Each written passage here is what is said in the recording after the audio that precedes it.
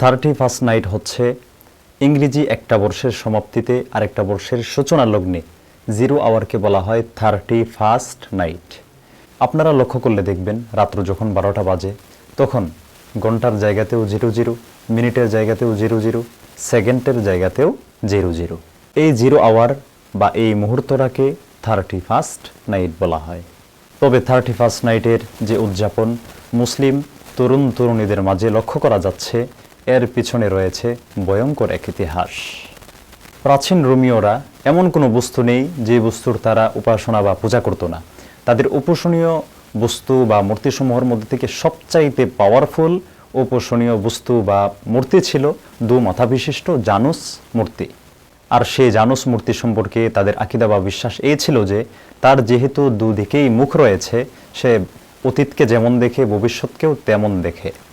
এজন্য কেউ যদি অতীতের গ্লানি মুছে ভবিষ্যতের সফলতা অর্জন করতে চায়, তাহলে এ মূর্তিকে সন্তুষ্ট করতে পারলেই অতীতের গ্লানি মুছে ভবিষ্যতের সফলতা অর্জন করতে পারবে। আর সেই জানুস মূর্তি সম্পর্কে তাদের আরেকটি আকীদা বা বিশ্বাস এই ছিল যে তার হাতে রয়েছে জান্নাতের একটি চাবি। দুনিয়াতে যারা তাকে সন্তুষ্ট করে চলতে পারবে, মরণের পরে জান্নাতে যাওয়া তাদের জন্য সহজ হয়ে যাবে। চাবি চাইবে তো দিয়ে দিবে, তো সরাসরি জান্নাতে চলে যাবে। আর যারা দুনিয়াতে তাকে সন্তুষ্ট করে চলতে না পারবে, তারা জান্নাতের গেট বা দরজা থেকে চাবি না পাওয়ায় ফেরত আসতে হবে। এবং আপনারা শুনলে আশ্চর্য হবেন যে তারা এই জানুস মূর্তির নামেই ইংরেজি বা খ্রিস্টীয় প্রথম মাসের নাম রেখেছে জানুয়ারি করে। তো আজকে আমি আপনাদেরকে এখান থেকে যে মেসেজটি দিতে চাচ্ছি সেটি হচ্ছে, রোমান মুশরিকদের বিশ্বাস ছিল সমস্ত ভাগ্যের মালিক 2 মাথা বিশিষ্ট ওই জানুস দেবতা। 31 তারিখ রাত 12টার আগে রোমান মুশরিকরা ওই জানুস দেবতার পিছনের মুখের কাছে গিয়ে তার কৃতজ্ঞতা প্রকাশ করত এবং বলতো, ও জানুস দেবতা, গত বছর যে ভালো ছিলাম সেটা ছিল তোমার বদান্যতায়, তোমার দয়ায়, তোমার মায়ায়, তোমার কৃপায়। এগুলো বলতো আর নাচানাচি লাফালাফিতে মেতে উঠত।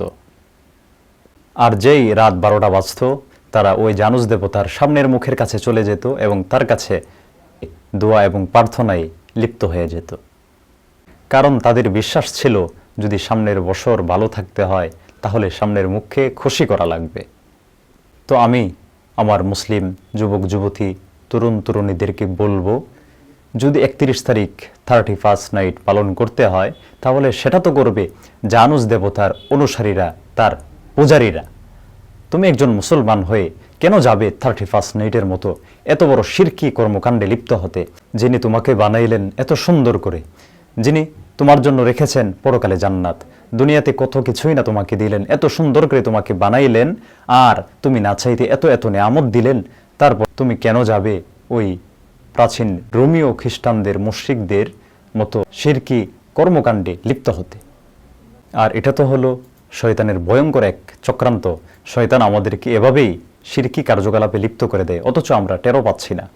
আল্লাহ পাক রব্বুল আলামিন পুরো মুসলিম উম্মাহকে এ ধরনের শিরকি কার্যকলাপ থেকে হেফাজত করুন। ওয়া আখির দাওয়ানা আলহামদুলিল্লাহি রাব্বিল আলামিন।